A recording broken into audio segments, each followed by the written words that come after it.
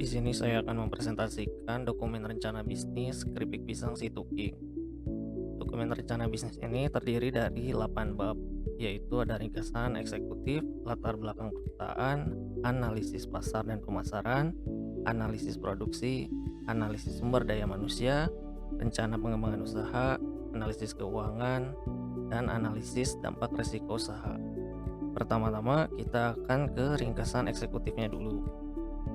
Nah, keripik pisang si Tuking ini merupakan makanan ringan yang bahan bakunya mudah dijumpai di seluruh wilayah Indonesia. Nah, kriteria keripik pisang enak ini dikatakan enak adalah tekstur yang tidak keras, terus tidak tercium aroma tengik, dan tidak ada rasa minyak kering pada lidah setelah mengkonsumsi keripik pisangnya.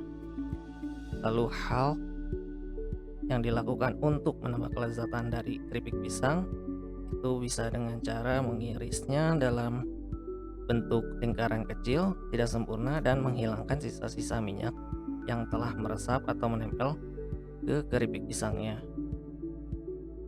Nah, karena bentuk keripiknya itu lingkaran kecil dan itu tuh udah dikeringkan gitu si minyaknya, jadi si konsumen tuh mudah untuk mengkonsumsinya dan tidak ada sisa-sisa rasa minyak yang menempel pada si keripik pisangnya.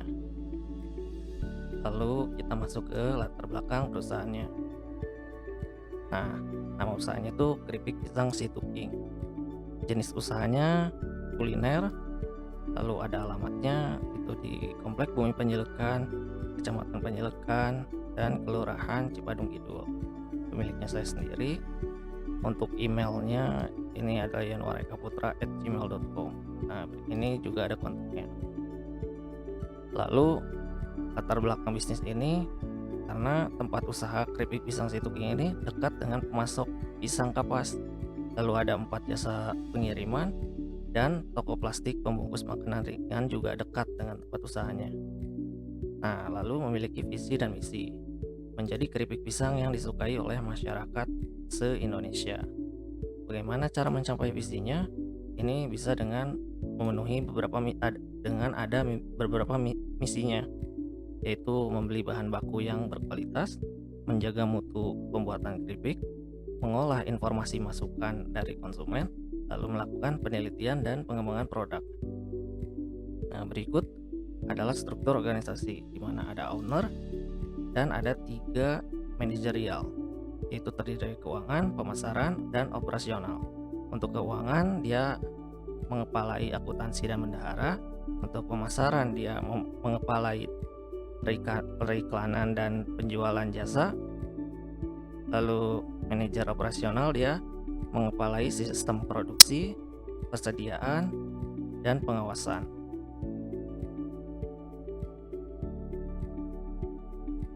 Lalu ada analisis pasar.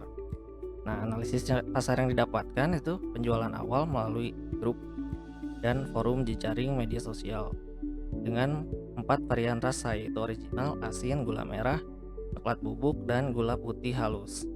Nah, didapatkan nih masukan rata-rata dari konsumen itu terfokus pada rasa original yang enak, gurih, dan tidak keras saat dikunyah. Nah, oleh karena itu keripik pisang si Tuking ini fokus kepada varian original asin. Lalu di sini ada analisis SWOT terdiri dari strength, weakness, dan opportunity dan threat. Untuk strengthnya sendiri, aroma keripik pisang itu tidak tengik. Lalu rasa keripik pisang tidak sedikit asam keset karena menempelnya minyak kering. Lalu bentuk keripik pisang lingkaran kecil jadi mudah untuk dimakan atau dikunyah oleh si konsumen. Lalu harga keripiknya yang terjangkau dan tekstur yang tadi disebutkan itu tidak keras dan renyah. Untuk kelemahannya sendiri, pembuatan keripik pisang ini masih bergantung setengahnya kepada pihak lain, di mana pihak lain itu adalah outsourcing yang mengurusi penggorengan keripik pisangnya. Nah, ada opportunity-nya, di mana pandemi COVID-19 ini adanya peningkatan konsumsi pada makanan ringan, lalu lokasi usaha strategis yang dekat dengan jasa pengiriman, bahan baku, dan tempat produksinya, lalu dapat menjual di harga bawah di bawah harga rata-rata pasar. Nah, untuk zamannya sendiri, perusahaan keripik pisang yang sudah lama berdiri itu melakukan inovasi rasa, lalu ada kenaikan harga bahan baku, lalu ada pemasok bahan bakunya tutup atau bangkrut, lalu menurunnya kualitas menggoreng pisang oleh pihak lain, dan munculnya perusahaan baru yang membuat inovasi keripik serupa. Nah, di sini ada P4. P4 itu ada place, product, price, dan promotion. Untuk place-nya sendiri yang tadi disebutkan, lokasi usaha strategis, di mana yaitu dekat dengan jasa pengirimannya, dengan bahan bakunya, dan tempat produksinya. Lalu untuk produknya sendiri, ini tuh bentuknya pas di mulut, terus teksturnya renyah, dan kadar luarsanya itu lama, sekitar 2 bulan. Nah, untuk si price-nya, harga ini diambil berdasarkan harga pasar, yaitu Rp80.000 per kilonya. Tapi kalau menggunakan harga pokok penjualan atau dengan margin 20% keuntungan, jadi harga jualnya itu ada Rp25.200 per kilonya.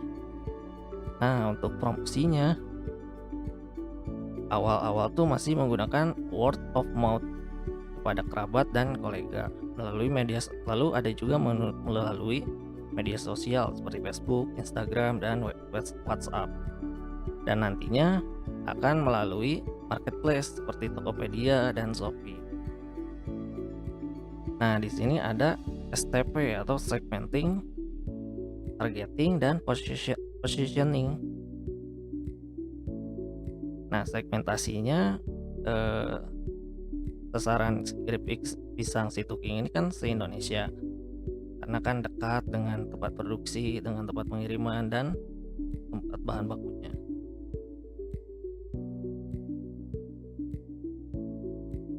Nah, di sini ada data mengenai pencarian keripik pisang selama 12 bulan terakhir.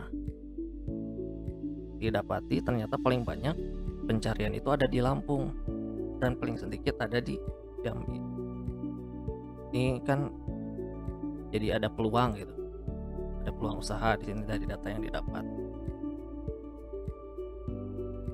Nah, ini keywordnya, di mana paling banyak mencari dengan keyword membuat keripik pisang, ada sekitar 100 lebih pencarian selama 12 bulan terakhir. Lalu di sini ada query yang membandingkan varian rasa, di mana keripik pisang asin, keripik pisang manis, dan keripik pisang pedas. Nah, didapatkan keripik pisang manis yang banyak dan terbanyak di Jawa Barat, di Pulau Jawa, dan di Sumatera Utara. Sedangkan di tempat lain itu tidak ada pencarian. Nah, ini kan bisa jadi peluang juga. Misalnya nantilah di pengembangan usaha dari keripik pisang si Tuking. Nah, lalu ini ada pencarian mengenai rasa asin. Dia terpusat di Jawa Barat. Nah, sedangkan di lainnya dia tidak ada pencarian gitu selama 12 bulan terakhir. Ini juga jadi peluang kan untuk keripik pisang si Tuking. Nah, sedangkan untuk rasa pedas berdasarkan wilayah dia nggak ada gitu. Selama 12 bulan terakhir tidak ada yang mencari keripik pisang dengan rasa pedas. Nah, ini merupakan peluang yang sangat besar gitu untuk pengembangan misalnya varian rasa. Nah, targetingnya jadi nanti itu keripik pisang si Tuking membuat kios atau tempat produksi di wilayah yang banyak pembelinya. dengan membuka kios ini nanti kan bisa menjaga kualitas harga dan membuka lapangan kerja. Nah, untuk positioningnya ya tetap bentuknya pas di mulut, teksturnya renyah, kadaluarsanya lama sekitar 2 bulan, terus tidak ada rasa-rasa seperti rasa tengik gitu pada si produknya. Nah, di sini ada analisis pesaing. Pesaing ini didapat dari ya inilah marketplace lah. Di sini ada namanya Baba Alia. Nah, Baba Alia ini dia sama menjual keripik pisang kiloan. Nah, di sini kan ada dengan dia menjual dengan harga 50.000 dengan stok barang 9.000 sekian. Nah, setelah di benchmark, inilah hasilnya. Jadi kriterianya dari bentuk, Baba Alia tuh keripik pisangnya panjang, si Tuki keripik pisangnya lingkaran. Dari harga si Baba Alia ini 50.000, sedangkan si Tuki itu 80.000. Nah, untuk media penjualannya, Baba Alia itu marketplace dan WhatsApp. Kalau si Tuki itu belum untuk marketplace-nya, dan baru ada WhatsApp, Instagram, dan lain-lain. Nah, lalu strategi apa yang harus dilakukan untuk mengatasi si pesaing? Nah, di sini kan keripik si Tuki kan kalau berdasarkan HPP itu dengan margin keuntungan 20%, harganya itu 25.200. Jadi kalau keripik pisang si Tuki menjual harga yang sama dengan Baba Alia yaitu 50.000, keripik pisang si Tuki itu masih mendapatkan profit dan tetap mampu membayar biaya operasional per hari. Nah, lalu di sini media penjualannya, si Tuki akan membuat sebuah toko pada beberapa marketplace yang tersedia seperti Tokopedia, Bukalapak, dan lain-lain. Nah, ini bab 4 mengenai analisis produksi, yaitu terdiri dari bahan bakunya apa, langkah pembuatannya apa. Nah, untuk ini untuk produknya sendiri kan bentuknya lingkaran, ukuran kecil pas di mulut. Nah, disajikannya itu dalam berat 250 gram, 500 gram, 1 kg, dan tahan hingga 2 bulan asal di dalam toples atau wadah. Lalu masuk ke rencana pengembangan. Nah, di rencana pengembangan kan tadi berdasarkan segmenting, targeting, dan positioning. Ini dapat pengembangan usahanya, misalnya menambahkan varian produk. Seperti dia tadi kan menambah varian seperti rasa manis dan pedas. Atau bisa juga selain menambahkan varian produknya dari rasa, bisa juga dari jenis keripiknya seperti pepaya muda atau talas. Nah, ini untuk keripik talas paling banyak di Bali, sedangkan paling sedikit di Kalimantan Selatan ini. Dengan Sulawesi, Papua, lalu Maluku, Nusa Tenggara, ini kan potensi untuk ini kan pengembangan bisnis kan masih banyak yang kosong gitu. Tapi ini kan berdasarkan pencarian.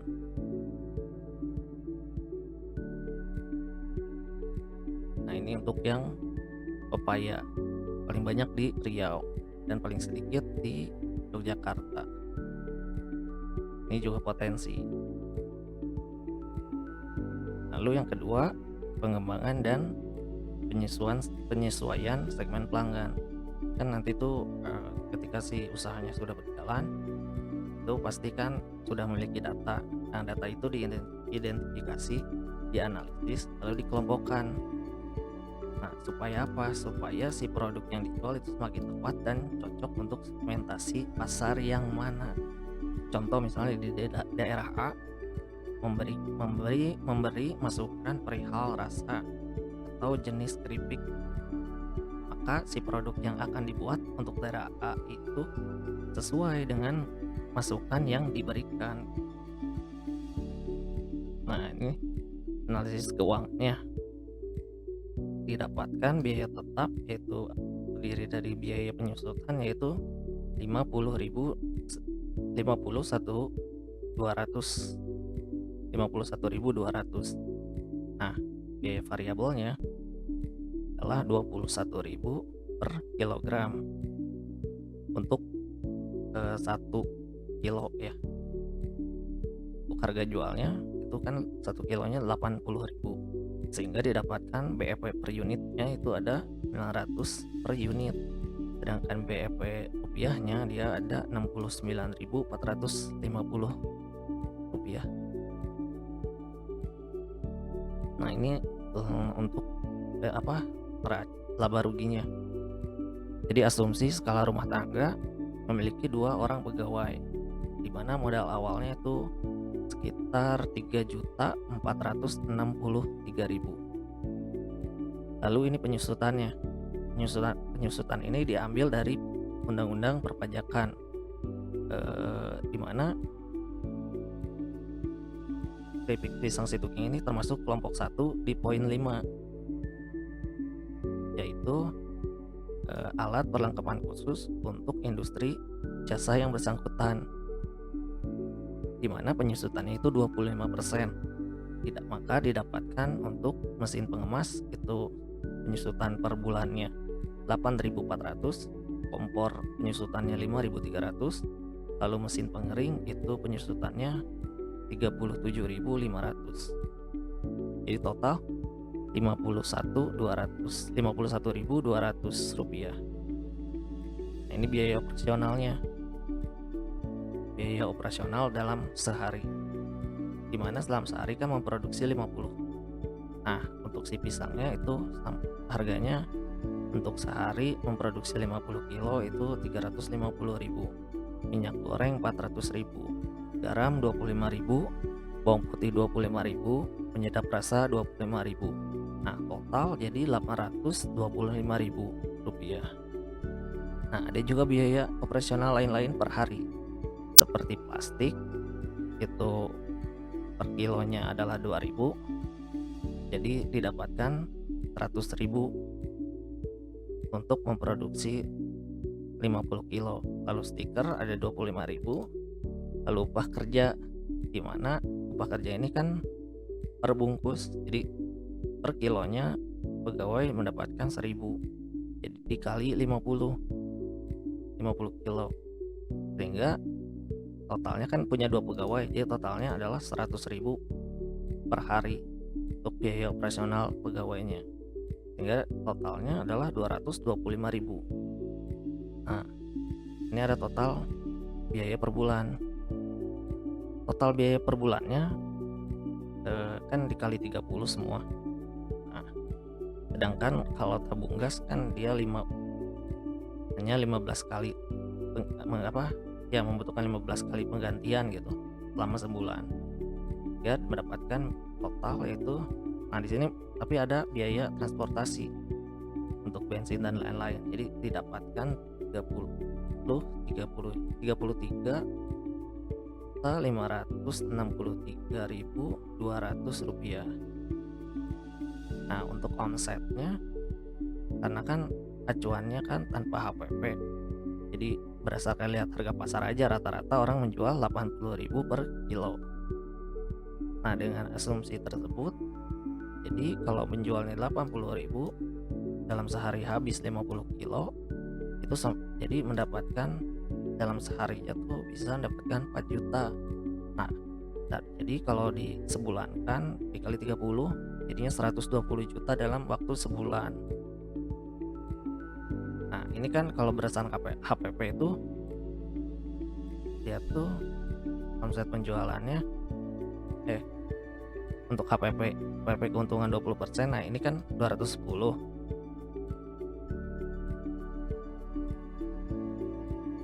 Nah, HPP-nya dengan margin 20% tuh kan gini deh, 25.200 rupiah per kilonya. Nah, lalu dapat laba bersih omset penjualan. Laba bersih per bulannya itu kan omset penjualan per bulannya dikurangi laba bersih per bulan yang dikurangi total operasional itu jadi 80. Jadi laba bersihnya itu adalah 86.436.800 rupiah. Nah, tapi kalau pakai HPP dengan margin keuntungan 20%, maka didapatkan hanya 4.236.800 untuk kalau kita menggunakan HPP dengan keuntungan 20%. Tapi kan kalau yang ini kan berdasarkan harga pasar gitu. Nah, ini neracanya.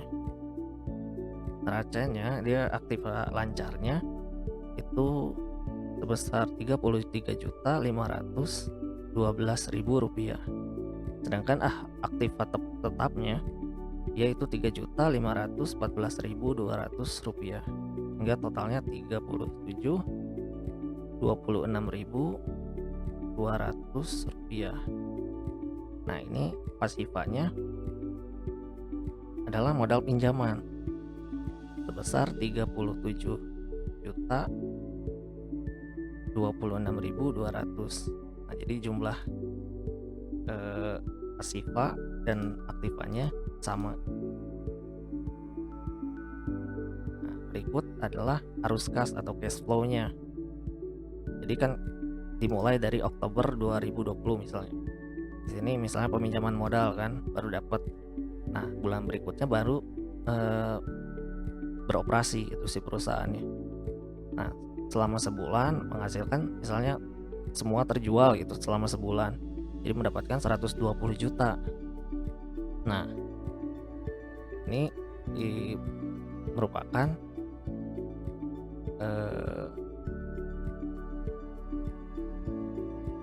biaya operasionalnya gitu. Maka dikurangin aja 120 kurangin ini biaya peminjaman 86 juta dikurangin 37 juta 26.200. Jadi seginilah. Jadi selama 2 bulan sudah bisa balikin modal, asalkan selama 2 bulan ini habis perharinya harus habis 50 kilo. Nah, di sini ada bab 8-nya ada analisis dampak resiko usaha. Dampaknya apa kalau dari pemasaran terhadap masyarakat? Nah, kalau pemasaran itu dampak negatifnya bisa dibilang negatif atau tidak ada. Sedangkan dampak positifnya karena pemasaran yaitu kan si masyarakat bisa jadi reseller. Lalu misalnya ada juga jadi bisa narik sebuah pengepul sampah organik, karena kan hasil produksi dari Cituking kan memiliki waste atau sampah. Nah, sampahnya ini berupa kulit pisang dan minyak. Ini kan jadi sebuah penarik buat para pengepul sampah organik dan pengepul ini kan minyak bekas kan untuk jadikan oli. Nah, lalu di sini ada dampak produksi dan teknologi terhadap masyarakat. Nah, ini ada dampak kurang baik atau negatif, di mana aroma penggorengan dan suara minyak penggorengannya akan tercium dan terdengar sekitar radius 10 sampai 20 meter. Nih, ini jadi sebuah masalah kan.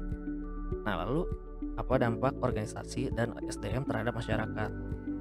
Nah, positifnya bisa menjadi mitra bagi masyarakat yang ingin membuat sebuah produk dengan brand sendiri, tapi bahan bakunya merupakan keripik pisang. Kan enak kalau jadi mitra. Lalu dampak terhadap lingkungan, ya tadi memberikan dampak polusi udara yang beraroma dan suara penggorengan selama 4 jam gitu.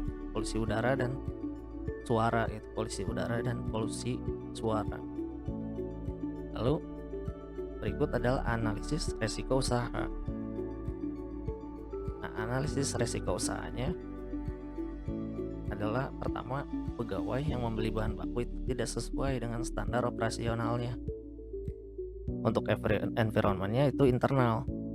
Untuk solusinya, ya kita bisa melakukan sebuah kontrak kerja dengan pemasok pisang supaya si bahan bakunya tuh udah semacam di booking gitu. Mintanya kriteria si bahan bakunya seperti ini. Jadi udah di booking lalu dengan kriteria yang diminta gitu. Lalu bisa melakukan sebuah pengawasan ketika pisang yang dibeli itu oleh pegawai. Nah, misalnya udah dibeli sama si pegawainya, lalu masuk ke gudang. Nah, ketika masuk ke gudang bahan baku itu bisa dicek apakah sesuai yang dibeli oleh si pegawainya atau tidak. Nah, di situ. Lalu ada juga resiko pegawai yang menggoreng keripiknya tidak sesuai dengan standar operasional. Environment-nya dia internal. Nah, solusinya bisa melakukan pengawasan berupa pengecekan pengganti minyak dan pengamatan warna keripik saat digorengnya. Lalu resiko lain adalah polusi udara dan suara. Environment-nya internal. Lalu solusinya melakukan renovasi pada bangunan supaya bangunan usaha supaya tidak menimbulkan polusi udara dan polusi suara dengan cara membuat penyaring udara dan pengedap suara pada dapur. Lalu ada pemasok, misalnya pemasok pisangnya tidak mau kerjasama gitu. Itu kan environment-nya eksternal. Nah, itu bisa melakukan penawaran kerja berkala. Misalnya kan bisa aja bulan ini dia nggak mau, tapi bulan depan mungkin mau gitu kan. Jadi melakukan penawaran kerja sama berkala gitu. Atau melakukan pembelian bahan baku pisang di awal waktu ketika si pemasoknya membuka penjualan dia gitu. Lalu ada outsource, di mana pihak yang membantu untuk menggoreng gitu tidak sesuai dengan standar operasional. Dia kan eksternal si environment-nya.